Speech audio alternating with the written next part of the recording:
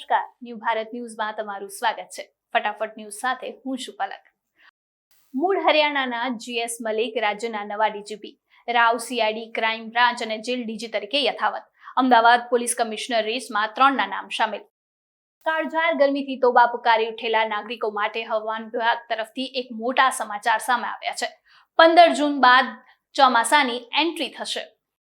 Bridge બનાવવા માટે નિર્ણય લેવાઈ શકે છે। મણિનગર રેલવે ઓવરબ્રિજ બનાવવા માટે 260 મિલકતો કપાતમાં જશે। ડિઝાઇન તૈયાર કરવા રેલવે અને એએમસી વચ્ચે બેઠક યોજાશે। આરટીઈનો ત્રીજો રાઉન્ડ આજથી શરૂ। 7022 બેઠકો હજુ પણ ખાલી। બીજા રાઉન્ડમાં 4244 બાળકોનો પ્રવેશ થયો હતો। મોટેરાના એએમસીના બુલડોઝર એક્શન સામે આક્રોશ। વિરોધ કરી રહેલા સ્થાનિકોની પોલીસે અટકાયત કરી। દિલ્હીમાં કોકરોચ જનતા પાર્ટીનું 5 કલાક પ્રદર્શન। અભિજીતે કહ્યું, 5 દિવસમાં શિક્ષણ મંત્રી રાજીનામું નહીં આપે તો આવતા શનિવારે ફરી જંતર મંતર આવશે। જામનગર રાજકોટ હાઈવે પર જાંબુડા પાટિયા નજીક આવેલા રિસોર્ટમાં સ્વિમિંગ પુલમાં નહાવા પડેલા 9 વર્ષના બાળકનું મોત। ગુજરાતમાં વસ્તી ગણતરીની કામગીરી વચ્ચે શિક્ષકોનો પગાર અટકતા રોષ। ગ્રાન્ટ મંજૂર નહીં થતી હોવાનું મુખ્ય કારણ। જીપીઆરબીની સીધી ભરતીની તક। હેડ કોન્સ્ટેબલ, ડ્રાઈવર, મિકેનિક અને મોટર ટ્રાન્સપોર્ટ સુપરવાઇઝર તરીકે ભરતી થશે। સીએમ ભૂપેન્દ્ર પટેલનું surprise inspection. Sabarmati riverfront phase 4 થી 6 અને જીટીયુના નવા કેમ્પસના કામની મુલાકાત લીધી।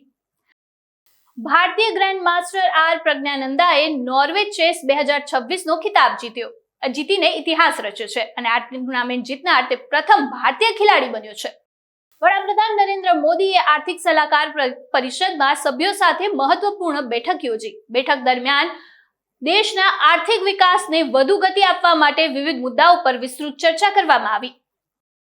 નીરજ ભારતીનું રાજીનામું મંજૂર। સીએમ સુખવિન્દર સિંહ સુખુ પર લાગ્યા ભ્રષ્ટાચારના આરોપ।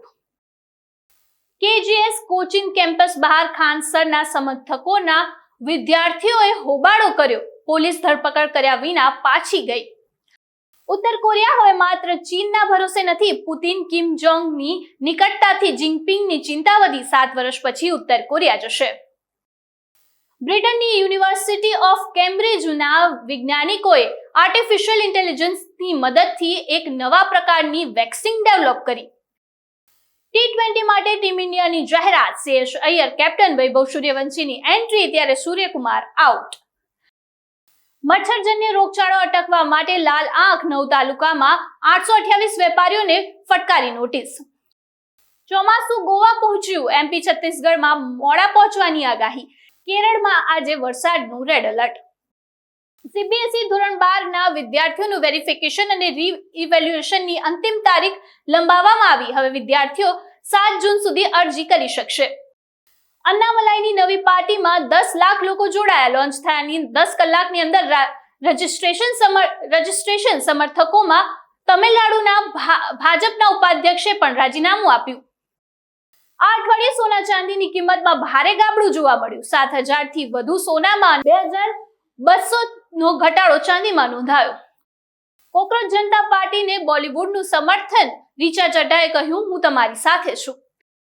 અમદાવાદમાં નકલી ચલણી નોટોનો રેકેટનો પર્દાફાશ। 28.94 લાખની નકલી નોટો સાથે 6 લોકોની ધરપકડ કરવામાં આવી।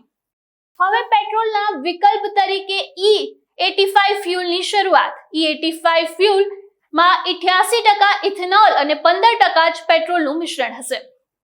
અત્યારે ટોપ 25માં બસ આટલું જ। વધુ સમાચાર માટે જોતા રહો ન્યૂ ભારત ન્યૂઝ। નમસ્કાર।